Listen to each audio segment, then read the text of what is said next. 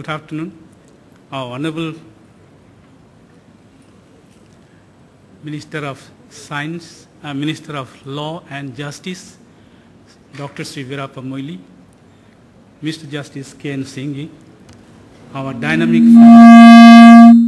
dynamic founder president, Dr. Chauhan, the Chancellor of our university, Mr. Atul Chauhan, Vice Chancellor, Major General K.J. Singh, the founding father of INPALMS, Dr. M.S.L. Salgado, the President of INPALMS 2010 10th INPALMS, Dr.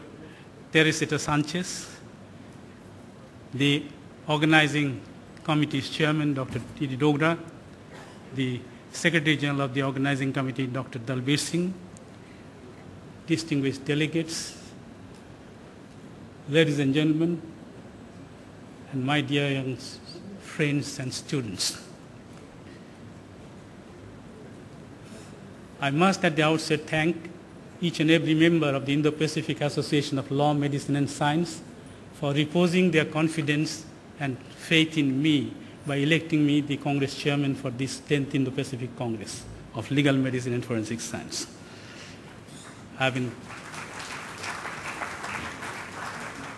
I've been working for it for the last 3 years. In the first 2 years, of course, working alone only with the help of my immediate junior colleague, Dr. Kumud Bala Singh, and contacted the people. My immediate concern was to have the most outstanding people in the world for plenary lectures. And I'm happy to say that all responded positively to my emails, and are here, most of them. Sir Alex Jeffrey, Dr. Henry Lee, Stephen Cordner, Padma Bhushan, Dr. Chandrasekharan, Professor Philip Bay, Professor Ali Chadley, Professor Duarte Nuno Veria, Professor Derek Pounder, everyone accepted. But at the end of the day, when it came to this day, there were two notable dropouts. They were called by the court. I got the letters from the judges that they should be excused because they have to be continuously attending the court. That is how we missed Professor B. Brinkman, the director of the Institute of Rex Medicine, University of Münster, and Dr. Polanin, Michael Polanin from Canada, Toronto, Canada. The program, scientific program part, of course, we took great care to see that everything is included. There are certain areas which, in spite of our best effort, we couldn't get in, particularly the developing areas like forensic linguistics, because we get a lot of interception of messages which needs to be identified, which needs to be known from where exactly they had originated. Forensic linguistics is the field which is coming up very strongly. And that is where I failed. I couldn't get in because there was absolutely no expert to mention really. I also couldn't get an expert who could tell something about the mobile forensics. I tried to get the person, but since he had come to India recently, he couldn't come back again. And we, on our part, all these eminent persons have come on their own, spending their own money. We didn't give them anybody their traveling grants.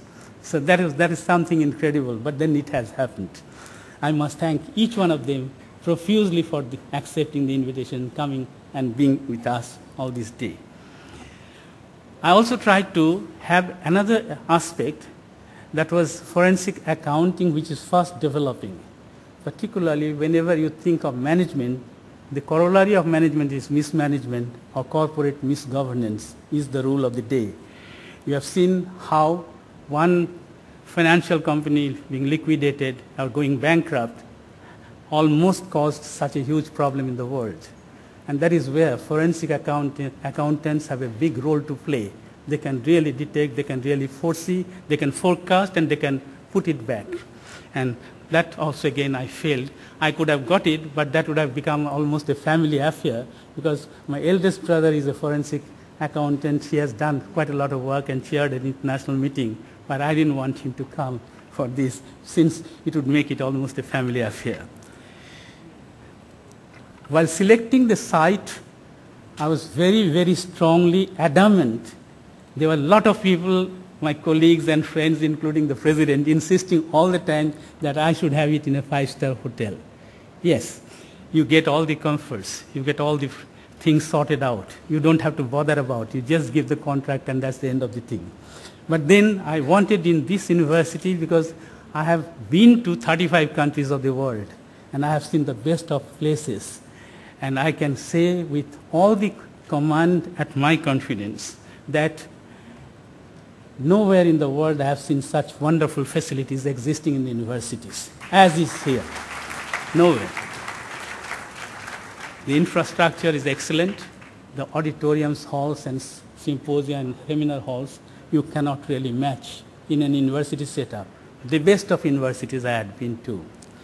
The other point that I thought of the university, you see, as a youngster at the age of 32, I started chairing at international meetings. It started off in Switzerland in 1975. And that was the first 2 congresses that I attended, International Meeting of Forensic Science, at Edinburgh and at Zurich, both universities, and both were done very well. Of course, in the university setup, there are certain smaller problems, no doubt about it. But then, when you see the bright, beaming faces of these students around, smiling all the while and doing whatever you want them to do, and they are at your service, at your command, and working day and night without rest, without proper food and shelter, well, you know as a teacher how satisfying it is. And I am very, very proud of our students who have been working throughout day and night.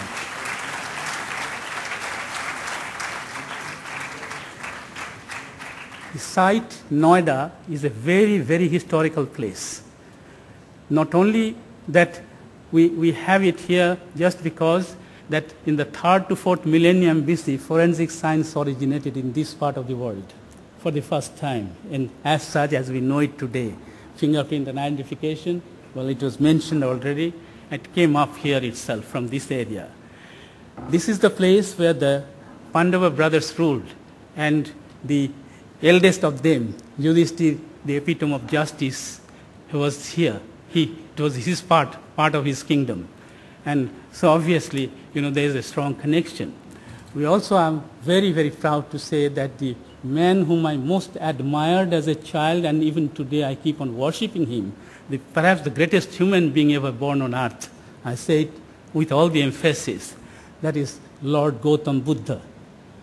This district, Gautam Buddha Nagar, is associated with his name. You cannot have a better place and a better holy place than this, where you can have a congress, an academic program, academic function like this elsewhere. That's again the point for which I was in.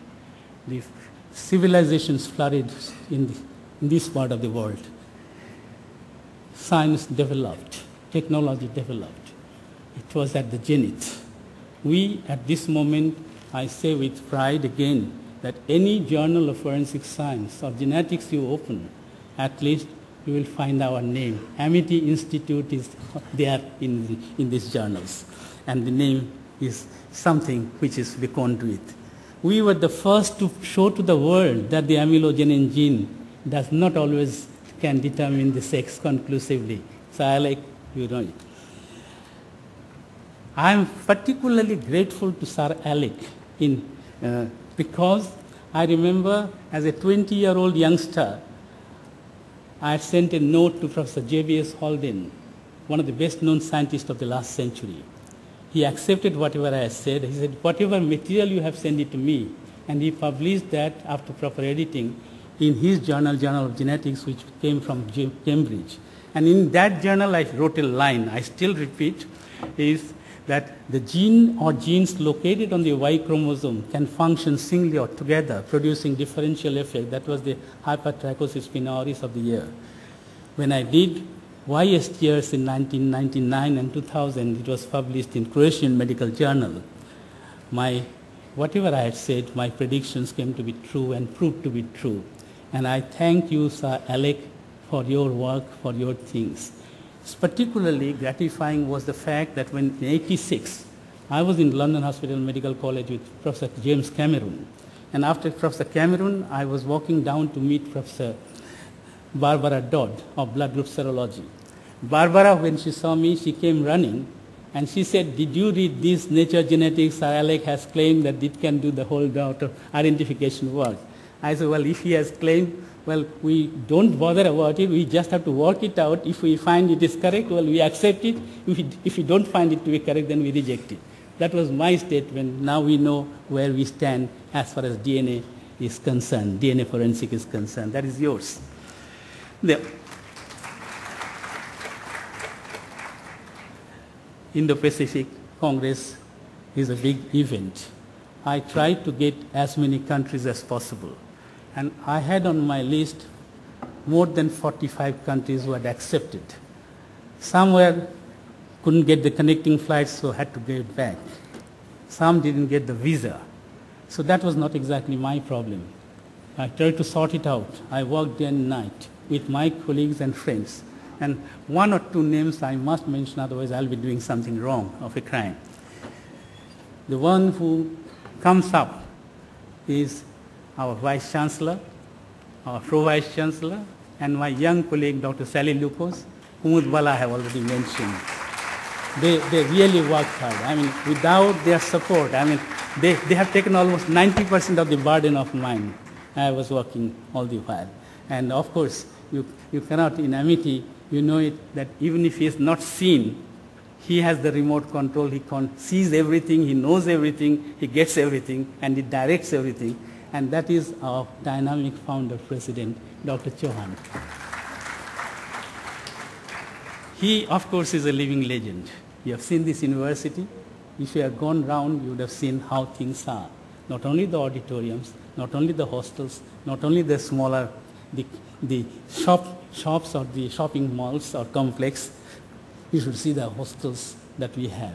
Wonderful facilities. You don't get it anywhere else in the world. I didn't see it. I have seen the best of universities.